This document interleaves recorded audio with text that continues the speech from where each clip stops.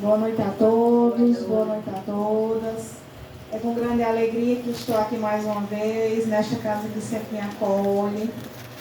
E a pedido de Rose, eu escolhi esse tema, mediunidade com Jesus, para falar um pouco sobre mediunidade e para focar em Divaldo. E Divaldo, assim, ele foi a figura médium, né, que desencarnou agora, dia 13, foi o desencarne dele, que mais marcou o século XX, né, em relação ao espiritismo, além de Chico. Chico desencarnou já faz um tempo e Divaldo foi agora.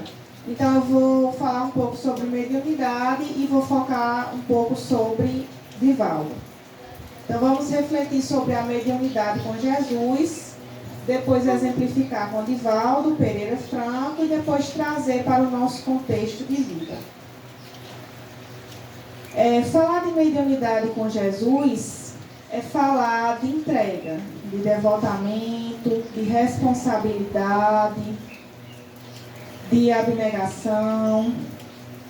E a mediunidade com Jesus envolve também todo um trabalho moral, o nosso trabalho moral pessoal. No Evangelho de Mateus, nós vamos ter a seguinte fala do Mestre: restituir a saúde aos doentes, ressuscitai os mortos, curai os leprosos, expulsai os demônios, dai gratuitamente o que gratuitamente recebestes. O contexto dessa fala é o momento em que o Mestre está instruindo seus discípulos para começarem a sair pelo mundo, pregando o Evangelho.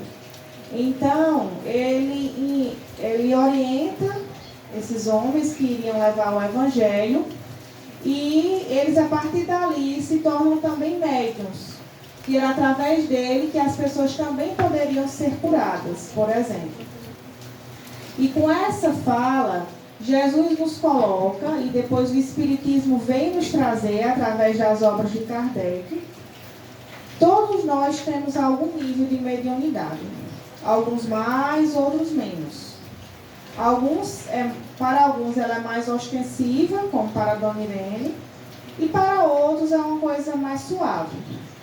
Mas ela existe em todos nós, porque todos nós somos intermediários de Deus.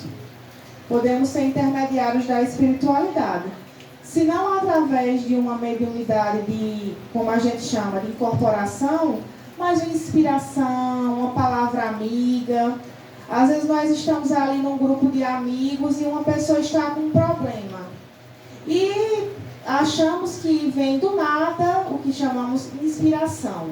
Mas não é do nada. Estamos provavelmente ali naquele momento sendo inspirados pela espiritualidade, por algum espírito amigo ou nossos guias espirituais e damos aquela sugestão àquela pessoa. Então ali nós já fomos médios, já fomos intermediários de uma mensagem para as pessoas. Podem existir também médios inspirados. Geralmente escritores, artistas são assim. Às vezes vemos aquela obra bem bonita e dizemos: de onde essa pessoa tirou essa inspiração? Ela recebeu provavelmente uma inspiração espiritual. E se ela estava ligada a Jesus, essa inspiração foi benéfica. Belos textos que podem surgir, belas poesias, belas pinturas. Tem até uma passagem interessante em um dos livros lá de André Luiz, em que ele está no mundo espiritual, aí ele chega e observa um quadro de um pintor famoso. Aí a pessoa pergunta: quem foi de lá que pintou esse quadro? Quem está na Terra que foi que pintou esse quadro? Aí esclarecem para ele que o quadro foi pintado primeiro no mundo espiritual e depois foi trazido para cá, através da inspiração de um artista. Então a nossa mediunidade está em tudo. E ela precisa ser vivenciada com Jesus. E é isso que Jesus coloca para os seus apóstolos, que nesse dado momento do texto do Evangelho eram os homens que acompanhavam ele, os seus discípulos.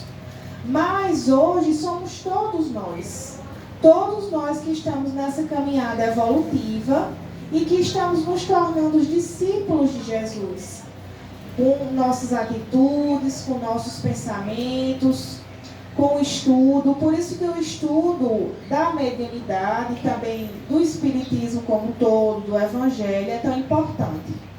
Porque o médium sem informação, ele se torna suscetível a espíritos frívolos, espíritos obsessores, porque muitas vezes o fenômeno pode começar a acontecer e você nem saber o que é aquilo. Vai ter um momento da narrativa de Divaldo em que eu vou falar mais adiante sobre a primeira psicografia dele. E vai descrever nesse momento sobre como foram as sensações que ele sentiu ao estar sendo preparado para psicografar aquela primeira mensagem. E todos os médiuns relatam alguns sintomas físicos, né, que sentem no corpo mediante a aproximação de um espírito. Ou tontura, ou então o corpo pode ficar até dolorido também. Eu já escutei um relato nesse sentido, que a pessoa pode ficar tendo alguma espécie de escurecimento de vista. Isso vai variar, né, de médium para médium. Dona Irene está aqui para nos falar bem sobre isso. E essa mediunidade, quando ela vai sendo vivida como Jesus, ela vai se tornando uma coisa suave, uma coisa leve. Não um fardo, mas sim você saber que você é um instrumento da espiritualidade. Ontem, nós estávamos na aula de natação. Aí o que aconteceu? Uma criança entrou no banheiro e se trancou por dentro do banheiro. E começou a gritar.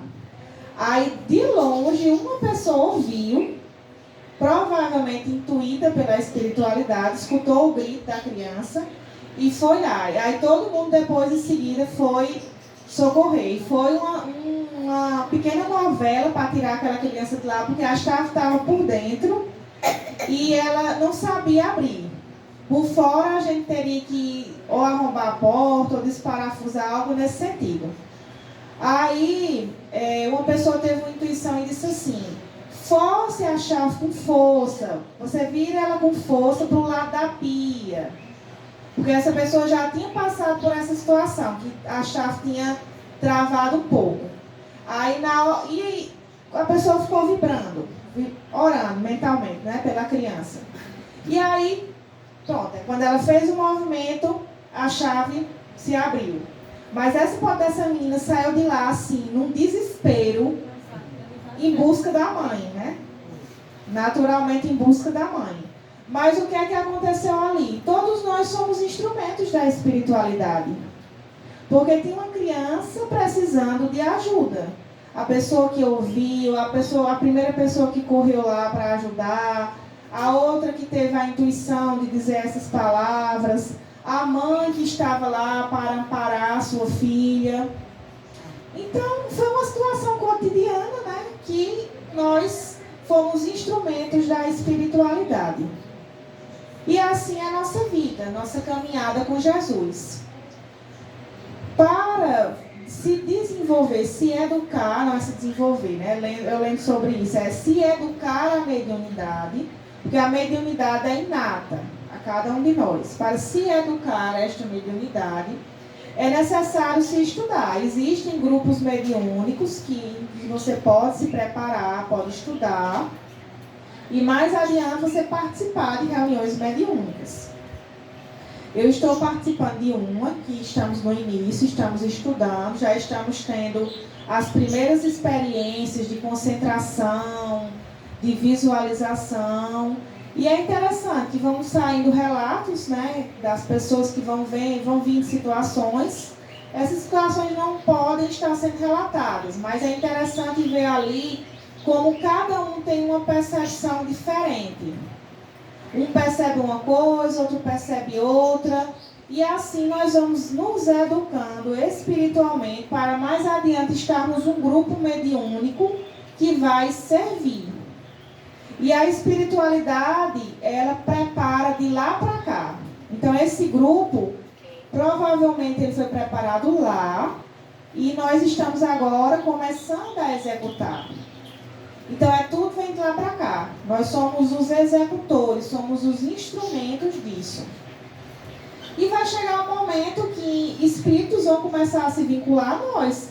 Ou para comunicação via psicofonia, que é através da fala, ou via psicografia, que é através da escrita, ou outras formas de mediunidade que possam surgir. Assim, Jesus precisa ser o nosso leme, o leme da nossa mediunidade. E qualquer atividade mediúnica, ela precisa ser para amparar corações. Vamos nos lembrar aí do exemplo de Chico. As cartas, né, que Chico psicografava para as mães que perdiam seus filhos. Imagina o poder de consolo dos corações dessas cartas. Você saber ali que o seu filho estava bem, através daquela palavra amiga trazida pelo próprio Espírito, através das mãos de Chico, através da psicografia de Chico. Saber que aquilo que aconteceu muitas vezes foi algo que foi bom para o Espírito, que serviu para a jornada evolutiva do Espírito. E a partir dali consolar corações. E é interessante que tem alguns relatos que falam assim, que sempre há um misto da interação entre o médium e entre o espírito. Então Chico começava sempre, querida mãezinha. Aí dali por diante era o espírito que falava por si mesmo. Ele colocava isso apenas como uma forma de começar o texto. E vinham as mais belas mensagens. Até hoje existem médios psicógrafos que trabalham também no estilo de trabalho de Chico. Só que Chico, como era um missionário, né, o trabalho dele era divulgar o espiritismo no Brasil, seu exemplo. Então nós conhecemos mais ele. Mas se o médium for um médium sério, ligado a um trabalho de mediunidade com Jesus, com certeza as cartas que forem psicografadas também terão a sua legitimidade. Assim também como livros mediúnicos que existem no meio espírita. O Brasil tem uma vasta literatura espírita, trazida através de psicografia, através da escrita, como os livros de Chico Xavier, os livros de Divaldo, e por aí vai, tantos outros meios psicógrafos que existem. No Evangelho, segundo o Espiritismo, no capítulo Dai gratuitamente o que recebestes gratuitamente, vai se enfatizar que o médium ele precisa trabalhar sempre com humildade, devotamento, abnegação e o mais profundo desinteresse moral e espiritual. Quer dizer que o médium é apenas um instrumento.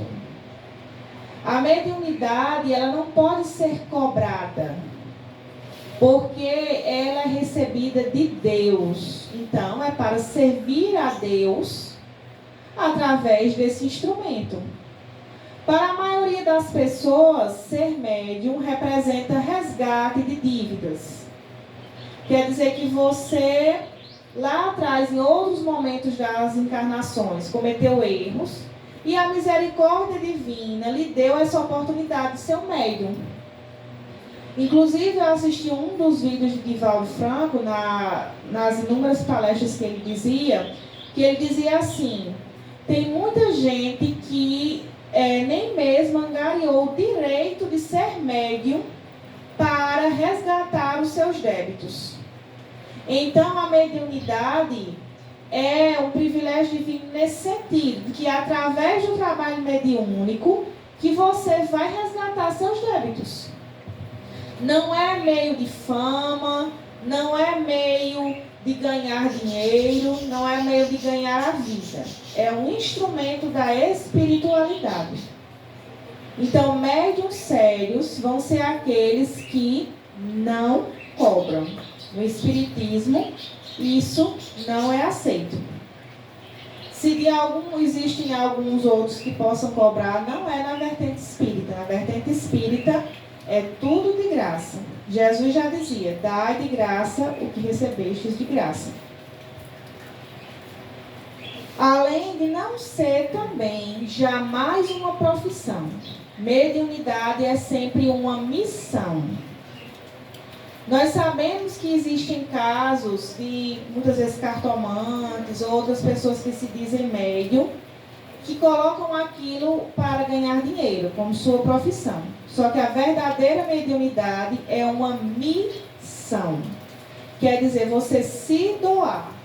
Os livros de Chico Xavier, ele doou os direitos autorais para a Federação Espírita, para obras de caridade, porque ele sabia que ele não era o autor daqueles livros. Ele era apenas o meio pelo qual aquelas mensagens chegaram para nós. Se fosse considerar o que Chico poderia ter ganhado com aqueles livros, ele seria milionário. Só que ele sabia que ali ele estava sendo um missionário. Então ele foi apenas um instrumento. Os livros de Divaldo também, as psicografias dele, todas eram destinadas para a sua obra social, Mansão do Caminho, em Salvador. Então, ele não ficava com nada daquilo. Aquilo era para a obra social, que foi criada lá justamente para ser um meio de servir. Não só para ele, mas para inúmeras almas que servem lá, desde o tempo que foi criada até hoje. No livro dos médiuns, no capítulo Influência Moral do Médium, é perguntado assim: o desenvolvimento da mediunidade está em razão do desenvolvimento moral do médium? A resposta dos espíritos é que não. Porque a faculdade, ela se relaciona com o organismo, mas ela é independente da moral. Ou seja, o uso da mediunidade é o que vai definir tudo. O médium que usa a sua mediunidade para o bem está fazendo aquilo que Jesus ensinou. O médium que usa a sua mediunidade para o mal não está sendo instrumento do Evangelho. E o que é usar a sua mediunidade para o bem? É consolar corações, é trazer mensagens que possam nos incentivar nessa jornada terrena. Muitas vezes, a maioria das vezes, para nós aqui, é ser instrumento daquele espírito sofredor, que está querendo apenas passar uma mensagem daquilo que está sentindo e receber a partir dali uma orientação. Nós aprendemos nos estudos da mediunidade que é necessário um grupo de encarnados para auxiliar os desencarnados, porque a espiritualidade, ela precisa da nossa energia para, a partir da nossa energia, ajudar aquele espírito que está ali para ser ajudado. Então, na maioria das reuniões mediúnicas, vão vir essas mensagens de espíritos sofredores, muitas vezes espíritos revoltados, que ainda não tiveram contato no seu coração, no seu íntimo com o Evangelho, mesmo já estando desencarnado. Para os que vêm aqui, que tem a mediunidade de ver, sabe que aquilo que a gente é aqui é o que eu vou ser amanhã se eu desencarnar. Se eu desencarnar hoje, a Samara que vocês estão vendo aqui é a Samara que qualquer médium vai ver, com os meus defeitos, com minhas qualidades. Então, se eu morrer num estado de revolta, eu provavelmente vou, se eu vier a alguma comunicação mediúnica, eu vou me comunicar revoltada. Se eu procurar viver uma vida de serenidade, de entrega ao Evangelho, de vigiar meus pensamentos, quando eu desencarnar, eu vou estar numa situação nesse sentido. Então, não tem nada de extraordinário. Com a desencarnação de Divaldo, o que Mário Sérgio, que é quem está à frente lá da Mansão do Caminho, deu uma narrativa muito bonita, mostrando que o momento do desencarne dele foi muito sereno, a respiração foi se tornando ofegante, depois foi diminuindo até cessar. Mas o ambiente estava ali cheio de uma serenidade, de uma tranquilidade, porque estava ali na presença dos espíritos, que estavam ali prontos para ampará-lo. Então foi um desencarne tranquilo. Por quê? Vamos refletir. O que é que vocês acham? Porque Divaldo levou uma vida o quê? Dedicada ao quê? Ao bem, ao amor, a Jesus. Exatamente. Ele já vinha nessa preparação. Se ele tivesse levado uma vida totalmente contrária do que ele levou, esse desencarne seria tranquilo? Provavelmente não. Então somos nós. Esse é o nosso convite. De viver assim, pensar assim. Não quer dizer que ninguém, como a gente chama aqui no Nordeste, não quer dizer que ninguém vai se agorar e dizer que vai morrer amanhã. Mas a gente não sabe quando vai ser o nosso desencarne. Mas vamos viver de uma maneira que diga, você pensa assim, reflita assim. Vamos refletir assim. Se eu desencarnar hoje, como é que eu vou estar? Eu vou estar no estado de revolta, no estado de felicidade. Eu procurei fazer o bem até onde eu caminhei. Se a resposta for não, tudo bem. O sol nasce a cada dia para que nós aprendamos a refazer nossa jornada. Então, o bem que eu não fiz hoje, eu posso fazer amanhã. E se eu já venho fazendo bem, que continuemos na estrada. O caminho é esse mesmo. Não tem nada de diferente. É seguir Jesus. Seguir Jesus no nosso pensamento, no nosso sentimento, na nossa atitude. Para que nossa vida seja nosso exemplo. No Evangelho de Lucas, nós vamos ter que a árvore que produz maus frutos não é boa. E a árvore que produz bons frutos não é má. Porque cada árvore se conhece pelo seu próprio fruto. Então, tem um livro que é inclusive psicografia de Divaldo, que eu trouxe aqui uns para mostrar hoje. Esse aqui, Jesus e o Evangelho à luz da psicologia profunda. É uma das psicografias de Divaldo, através do espírito Joana de Ângeles, que era a mentora dele, que é a mentora dele, né? Não é porque ele desencarnou que deixou de ser. Então, aqui ela coloca nesse livro que se conhece um ser, se conhece uma pessoa pelas suas atitudes. Porque ela vai relacionar com esse exemplo que está no Evangelho.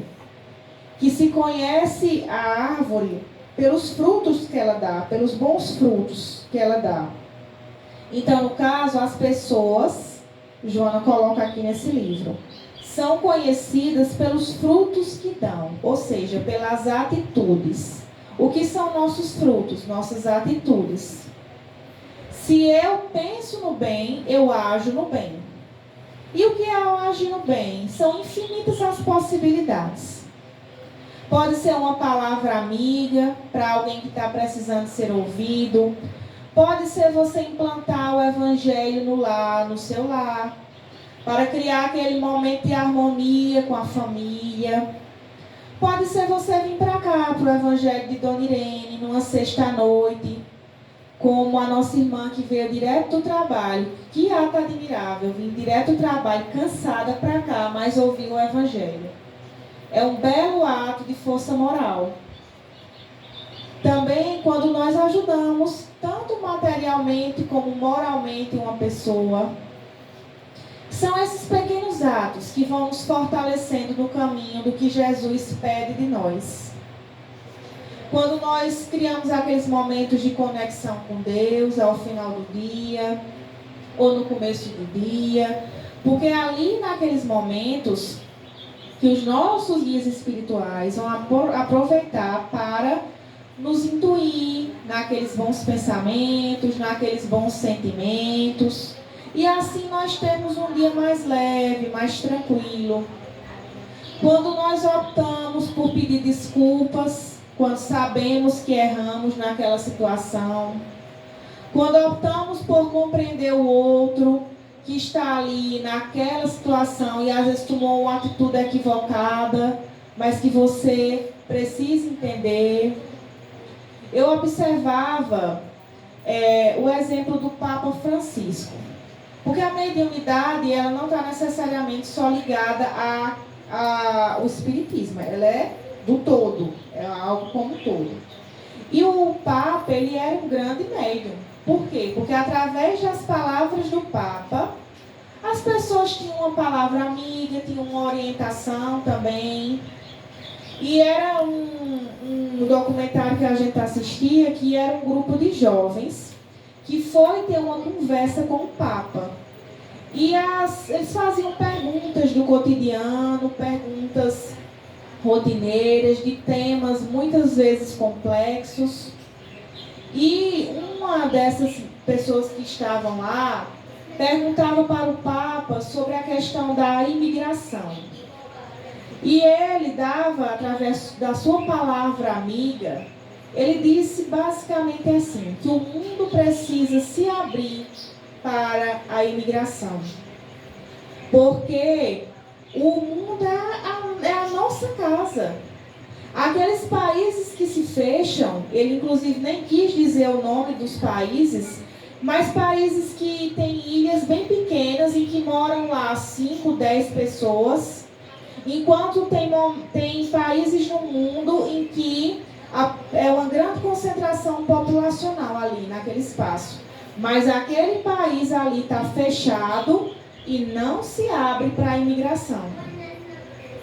Então isso vai gerando problemas internacionais e problemas nas vidas das pessoas, que são problemas sérios. E o Papa falava desses temas com uma leveza, com uma abertura espiritual muito grande. Porque o espiritismo, ele não olha para a religião, ele olha para os seres, para os espíritos. Então o Papa Francisco era um grande espírito encarnado entre nós. Outra jovem levou para ele o tema do aborto. Tema muito polêmico. Mas eu achei muito interessante que o Papa, ele acolheu a opinião dela, porque ela falava que ela dava um apoio para as mães, que ela sabia que tinham realizado o aborto, mas o Papa deixou claro na fala dele que apoiar é uma coisa, agora o ato do aborto é um ato totalmente contrário às leis de Deus. Reparem aí que o Papa fez o que Jesus faria. Ele acalentou o coração daquela mulher que escolheu aquele ato, mas em nenhum momento ele apoiou aquela atitude. Porque o aborto vai contra a lei da vida.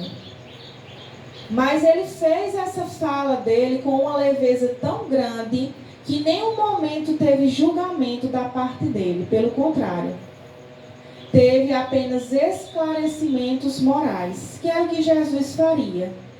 Em nenhum momento Jesus, o maior ser que já existiu entre nós, ele julgou uma mulher porque se prostituiu. Pelo contrário, ele acolheu aquela mulher e a orientou. Da mesma forma fez o Papa na fala em relação ao aborto. Ele acolheu, mas ele orientou. Orientou pelo amor. Então a mediunidade não necessariamente ela é exercida ali na mesa mediúnica, mas ela pode ser exercida no nosso dia a dia, na nossa vida. Quando muitas vezes temos aquela intuição, não, eu não vou pegar a estrada hoje porque eu estou sentindo que alguma coisa não está muito bem hoje. Você ouviu sua intuição. Provavelmente uma orientação espiritual. Porque a mediunidade ela está em tudo na nossa vida. E deve ser vivida santamente, vivida voltada para o Evangelho. Martins Peralva, que é outro autor que fala sobre mediunidade, no livro Estudando a Mediunidade, ele vai nos incentivar, os médiuns, a mudança de hábitos, a aprimorar nossos sentimentos, melhorar nosso vocabulário, purificar nossos olhos, exercer a fraternidade, amar, servir, aprender. Então, o médium, ele precisa estar constantemente estudando. Na codificação espírita, nós temos o Evangelho segundo o Espiritismo, o Livro dos Espíritos, o Livro dos Médiuns. O Livro dos Médiuns, ele vai tratar especificamente dessa questão da mediunidade. Então, lá Kardec vai trazer todo o roteiro para você viver a sua mediunidade. Aqueles que ainda não leram o Livro dos Médiuns, é interessante explorar, porque lá vão ter muitas orientações em relação ao exercício da mediunidade. E Martins Peralva traz nesse livro dele também essas reflexões sobre os cuidados que precisamos ter na nossa vida. E vigiar principalmente a fonte de tudo, que é o quê? O pensamento. Vai se alinhar ao médium o espírito que condiz com o que você pensa. Então, se você está pensando só de maneira pessimista, você vai ser influenciado por espíritos pessimistas. Se você está procurando vibrar no bem, vibrar no amor, vibrar nas mensagens de Jesus, você vai atrair para si espíritos que se assemelham ao que você está pensando. É da mesma forma, quando nós estamos em grupo. Nós somos espíritos encarnados. O que é que acontece para nós aqui? Quando nós estamos em um grupo e começamos a conversar, nós vamos nos afinar mais com aqueles que pensem como nós. E quando olhamos, já estamos ali trocando assuntos em comum. Então, do mesmo jeito é quando nós estamos desencarnados. Nós vamos nos afinar com aqueles que pensam como nós. Só não estamos mais no corpo físico, mas o pensamento, ele vai com a gente. A nossa mente, ele vai com a gente. Rose colocava aqui no começo da fala, que uma pessoa colocou para ela, para o esposo dela, né? Que ninguém leva nada daqui. Porque o que vai daqui é o quê? É o que está na mente. É o que está no sentimento. Nos livros da psicografia espírita, que são vastos, como os da série André Luiz, nós vamos ter lá a narração de vários espíritos que chegam perturbados no mundo espiritual. Por quê? Porque viveram uma vida aqui perturbada. Na angústia, na ansiedade, na depressão. Então, esse é o olhar até que nós precisamos ter para nós. Como estamos cuidando da nossa mediunidade? A nossa mediunidade, ela está com Jesus? Agora, eu vou focar também no exemplo principal, que é Divaldo, né? Divaldo desencarnou esses dias, como todos já sabem. E Divaldo foi um dos maiores médiuns do nosso tempo. Em exemplo de abnegação e de entrega no trabalho do bem. Ele psicografou esses inúmeros livros. Eu trouxe mais um aqui, Jesus e Atualidade, que é outro da série psicológica também, de Joana de Ângeles, que ele psicografou com ela. Só dessa série aqui tem 18 livros. Mas junto com esse espírito, ele psicografou outros tantos. Trouxe esse outro aqui, Jesus e Vida. E ele não psicografava só por Joana, não. Ele psicografava por outros espíritos. Marco Prisco, Manuel Filomeno de Miranda, Tagore e por aí vai. Ele recebia vários espíritos e trazia inúmeras mensagens consoladoras e esclarecedoras. Pela psicografia com Joana, ele traz esse foco na psicologia, de entender como nós somos, como é o nosso lado mais divino, que é o self, como é que é o nosso lado menos divino, que é o ego. Com Manuel Filomeno, ele traz esclarecimentos sobre questões de obsessões espirituais. E com outros inúmeros benfeitores espirituais, traz mensagens. E ele psicografava isso com muita disciplina. Quando eu fui ler essa biografia aqui, e tem várias biografias sobre ele, essa aqui a Mansão recomenda, que é de Valdo Franco, a trajetória de um dos maiores médios de todos os tempos, de Ana Lande. Também tem o Semeador das Estrelas, de Sueli Caldas. Colocava que ele tinha uma disciplina. Nesses de Joana, ele acordava às 5 da manhã, psicografava ali entre 5 e 6 da manhã, e depois ele ia para os trabalhos sociais dele. Quando ele ia dar palestra, ele, como tinha uma mediunidade muito ostensiva, muitas vezes se colocava assim, era como se ele estivesse vendo aqui uma tela projetada pelos espíritos, onde estivesse passando as informações para ele. E ele via os espíritos, e ele ajudava as pessoas também, não só através do trabalho social, mas através da sua palavra amiga, da sua mediunidade. E quando ele desencarnou agora, todos lamentaram, mas não naquele sentido de tristeza, mas de uma alegria profunda de quem conviveu com esse ser iluminado que esteve entre nós. E ele não era iluminado só porque ele fazia palestra, não. Ele era iluminado porque ele vivia o Evangelho.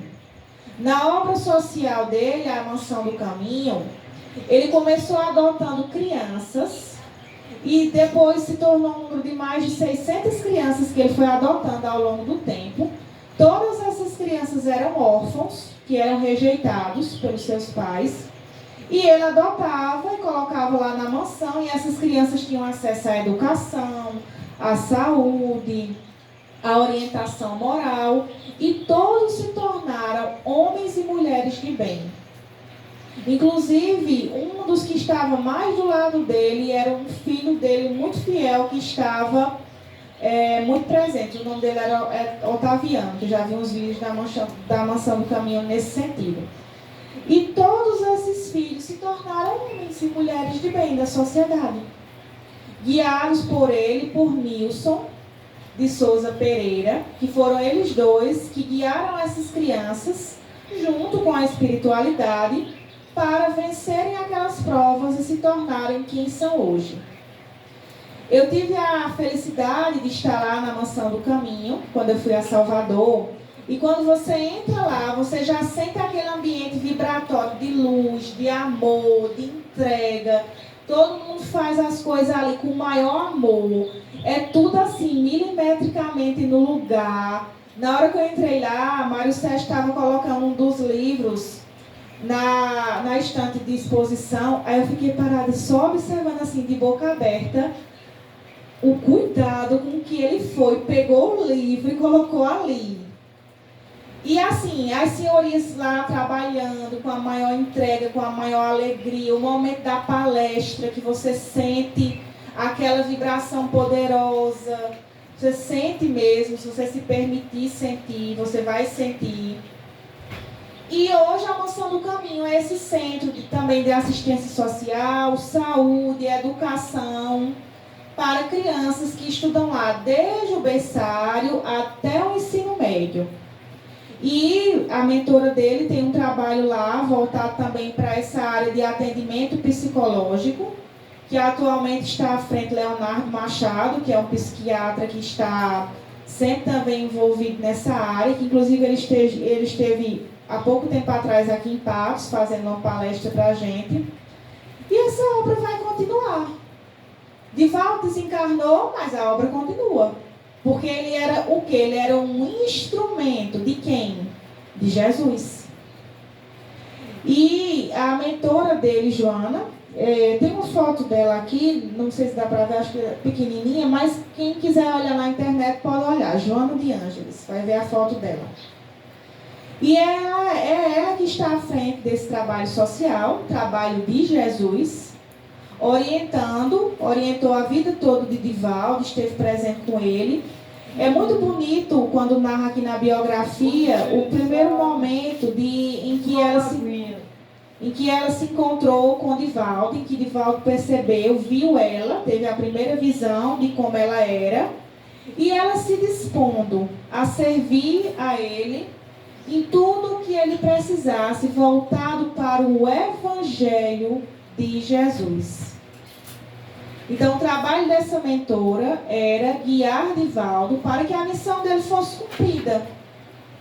E a missão dele foi cumprida com êxito. Porque estava baseada em quem? Em Jesus, no Evangelho de Jesus. E para finalizar, eu vou trazer um pouco agora para a nossa realidade. Vamos refletir. Como é que nós estamos vivendo a nossa mediunidade? Será que eu estou procurando estudar o Evangelho, estudar o livro dos médiuns, estudar o livro dos espíritos? Será que eu estou procurando ser um instrumento de caridade, seja lá ela como for? Aí existem inúmeros trabalhos sociais hoje que nós podemos nos envolver dentro ou fora da casa espírita. Na casa espírita nós temos o trabalho de quê? O trabalho de passe, o trabalho mediúnico, o trabalho social em si. Aqui em Dona Irene nós temos esse trabalho de passe. Temos o trabalho aqui da palestra, da fala. Estamos precisando de pessoas que queiram falar aos jovens, que queiram se preparar, estudar a doutrina espírita, estarem abertos a estudar, se aprofundar e depois vir para cá. E quem quiser, está aberto aqui, sempre está aberto, né, Dona Irene? E a doutrina espírita é esse campo de trabalho que preenche de verdade. Quem se envolve, quando você olha, você já está no domingo fazendo trabalho social, no sábado no estudo mediúnico, na segunda-feira no outro estudo, e assim vai. A gente vai se envolvendo, vai gostando. Por quê? Porque são trabalhos que preenchem o nosso ser, preenchem nossa alma. E nos conduzem principalmente a Jesus. E para viver a nossa mediunidade santamente. Que foi o que Divaldo fez, foi o que Chico fez, foi o que Nilson fez. E tantos outros procuram fazer hoje. Então agora é a nossa vez. O convite hoje aqui é: vamos viver a nossa mediunidade com Jesus. Paz e bem para todos.